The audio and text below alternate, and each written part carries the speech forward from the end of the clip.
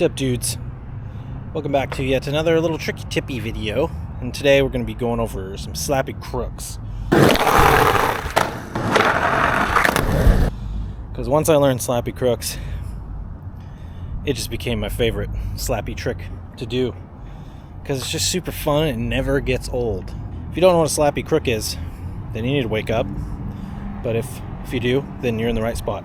So we'll go over a couple things because ironically, this trick is not very hard. It may look impressive, but it's not really hard as long as you don't overthink it.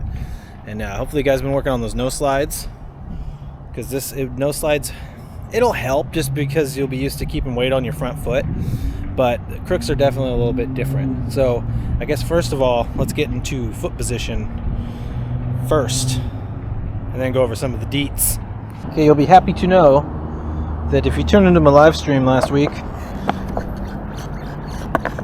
exactly, they're not squeaky, but it will be windy out here. This is obviously if you're goofy. If you're regular, you're going to want to flip this around, but your front foot is basically the most important, and we're going to want to angle it basically the same angle you're going to go into the crook as, and you're going to put it right there on the nose, angled kind of in this pocket, and you can mess with if you want it up higher, you want it down further. I like it about there, so you can see that. About a 45-degree angle.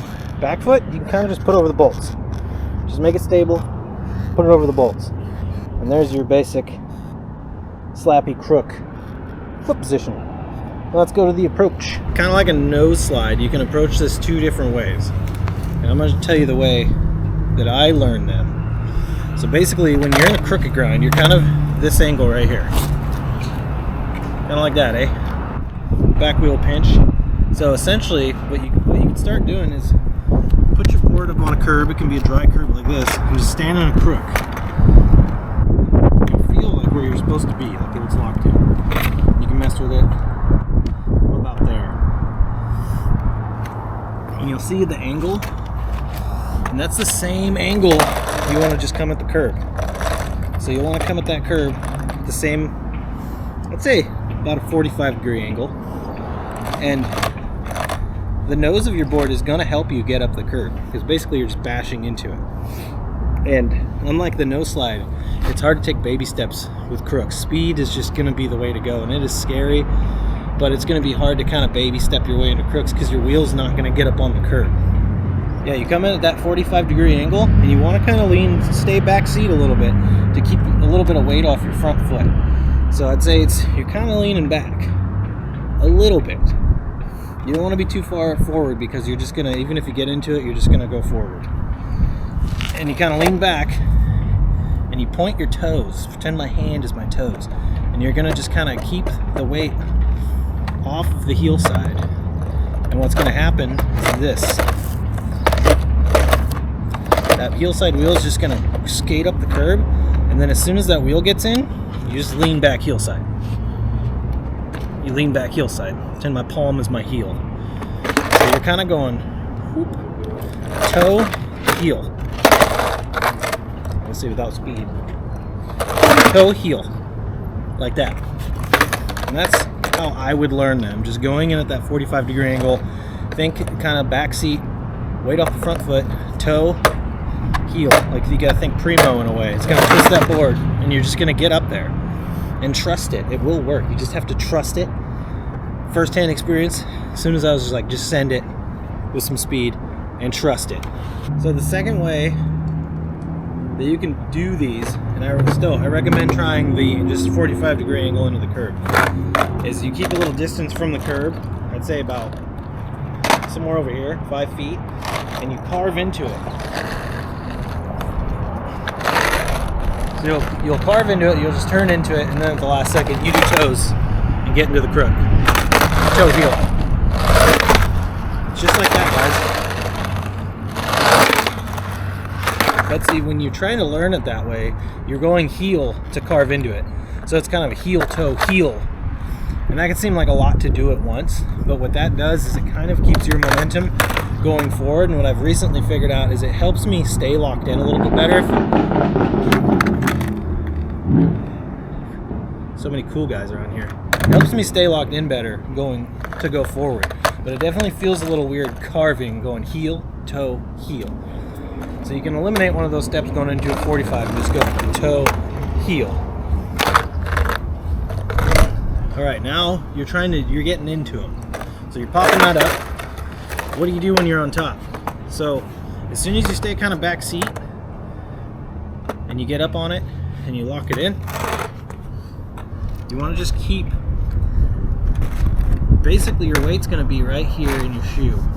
More heel, like inside heel. And you'll be into it.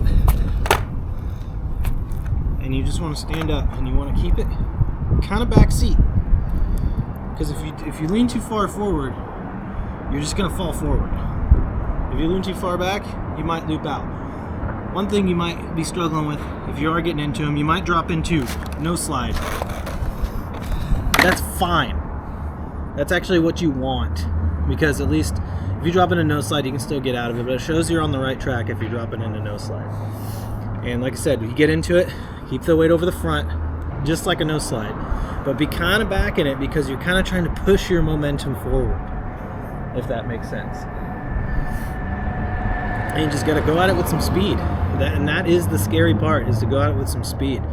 But don't worry about doing super long ones at first. Just try to get up there, get in and out.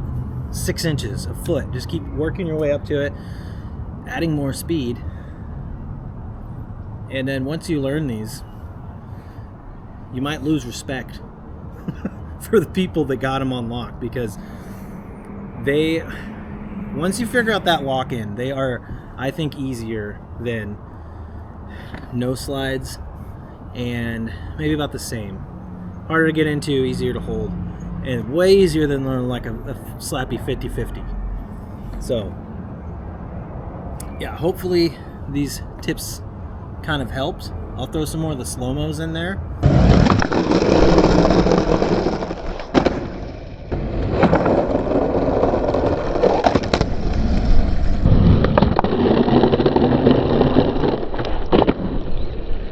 One thing that might affect it either way is your wheel size, your shape of wheel. That I don't have any control over right now. I'm just Spitfire Classic shape, so it's got a nice radius to it, and it rolls up.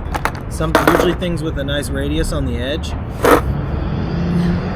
is going to help roll up, but a big wheel or a conical wheel is going to help you lock in pretty good too. So you're kind of giving something up and gaining something. That's just how it is. Any wheel you have, this trick will work with. So if you feel like you need a different wheel to learn this trick, you don't. So yeah, there's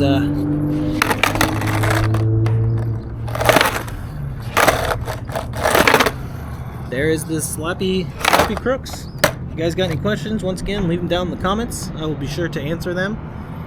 Said I'm not really good at these trick tip things, but till then, I'll see you on the next one.